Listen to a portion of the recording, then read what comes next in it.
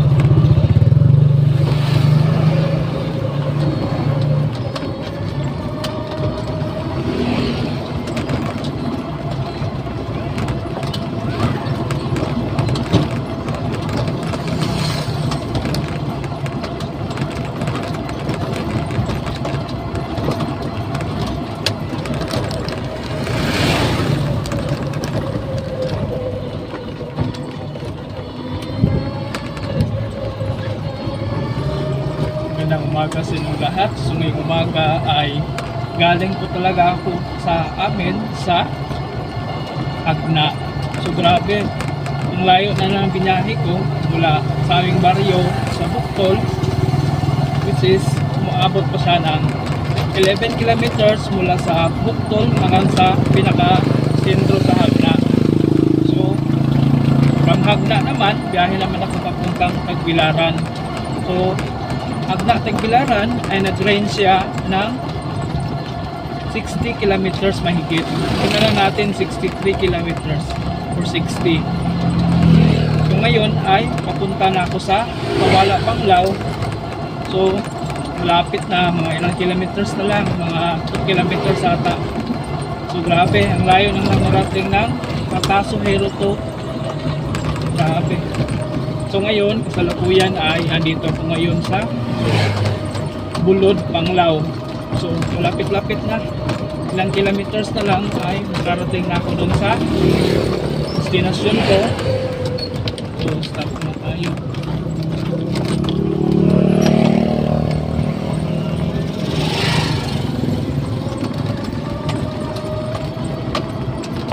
So dahan-dahan lang yung ano ko ngayon, takbo, kasi baka maalanganin ako since may 3 bars pa rin naman, pero mas maganda na yung sure tayo na hindi tayo matirikan, hindi tayo I mean malulubatan sa gitna ng daan. Kaya napaka-importante yung katansya mo ng maayos yung pagbabiyahe mo, lalong lalo na pag yung mga long distance travel.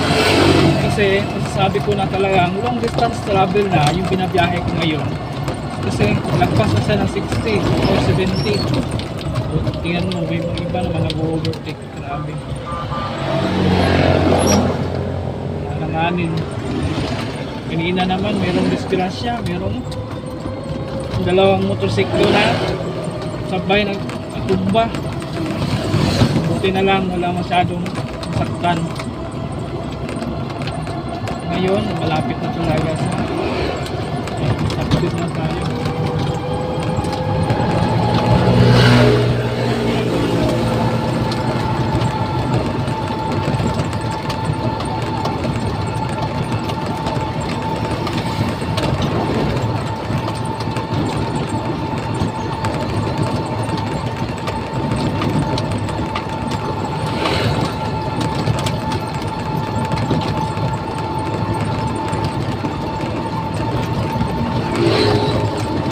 Malapit-lapit na talaga.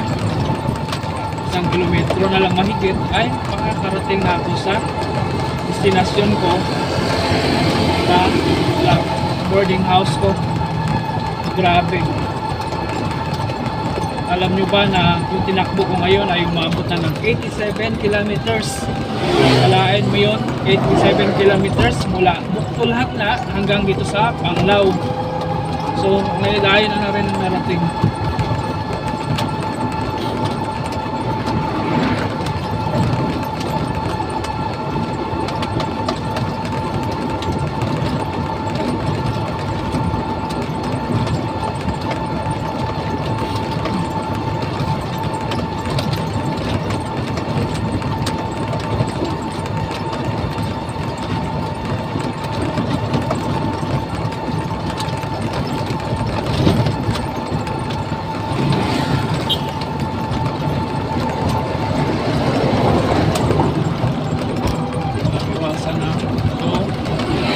Dating ako sa Barangay Tawala. So, welcome to Barangay Tawala, Panglao. So, narating ako sa pinaka-area na lugar kung saan ako nakatira. So, medyo malayo pangalan kasi ito ay Tawala kami sa muna pagpasok.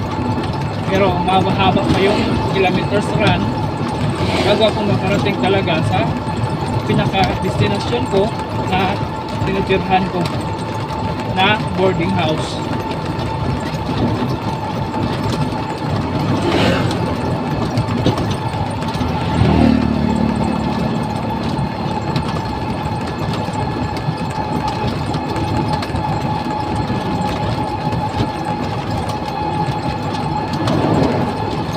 So, 58 kilometers na yung tinatakbo ko, pero meron pang 2 bars na natira. So, grabe, napakasulit kasi isipin mo yung ganun kalayo yung range na narating mo sa isang e-bike na ganito na Akaso Hero 2. So, ibang klase. Pero tandaan, kung gusto mo umabot ng mataas na range ng 88 hanggang 90 mahigit, ay dapat i-charge mo siya ng 10 hours minimum. Pero tandaan, huwag kang lalagpas ng 10 hours hanggat maaari. 10 hours lang talaga kasi pag ma-overcharge yan, delikado, baka masunog pa yung e-bike mo o yung battery.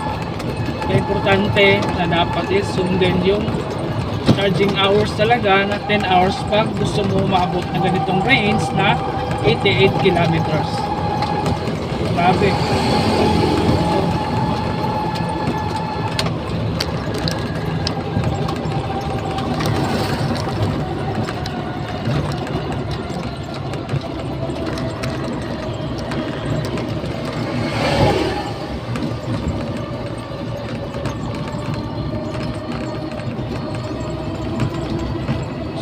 Lapit na. So, wala ko muna.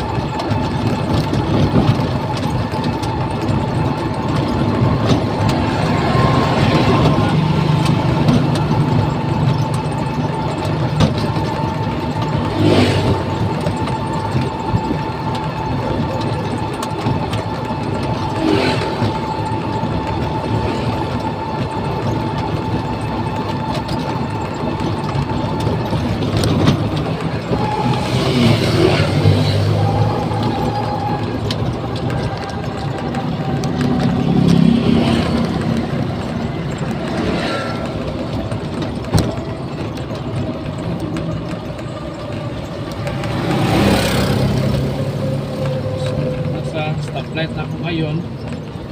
So, lapit na.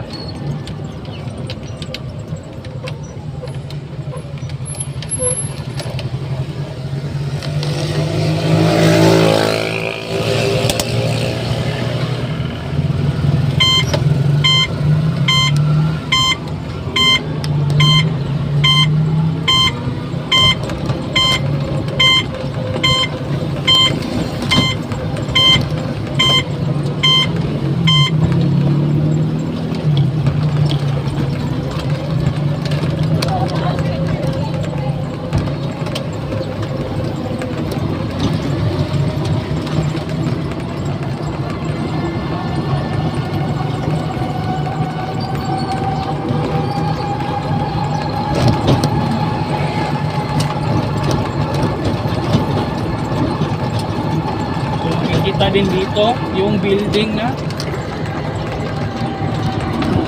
Marriott, napit na.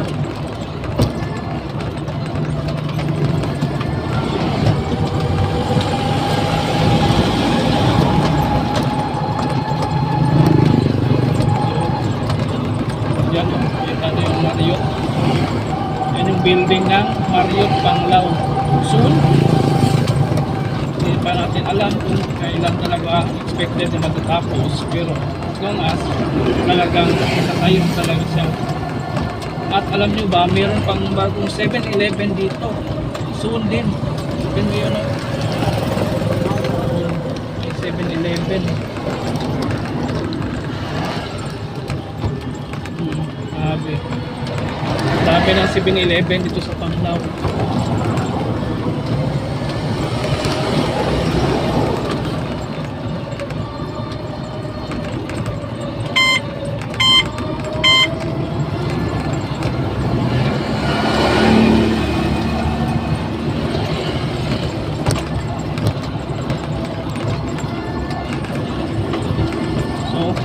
Kita naman yung Wilmar Robinson.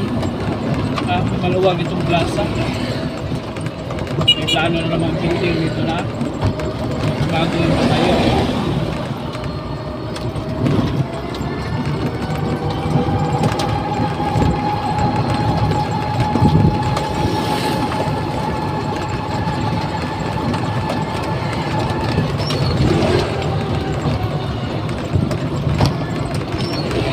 Grabe, umabot na ako ng 90 kilometers. Grabe, pero naka 3 bars pa rin siya itong klase.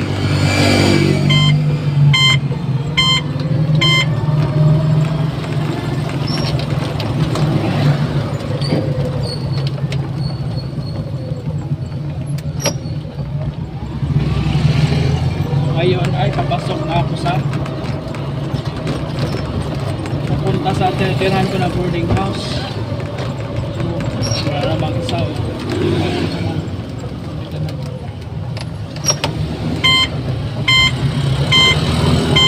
Ante is no turn signal.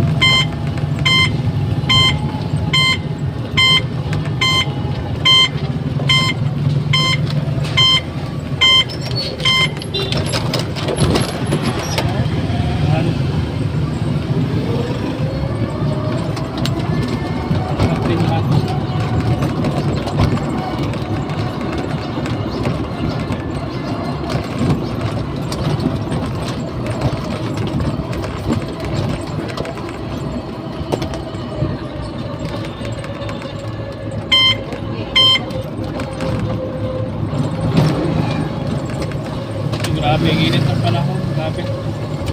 Ngayon, pasok na ako sa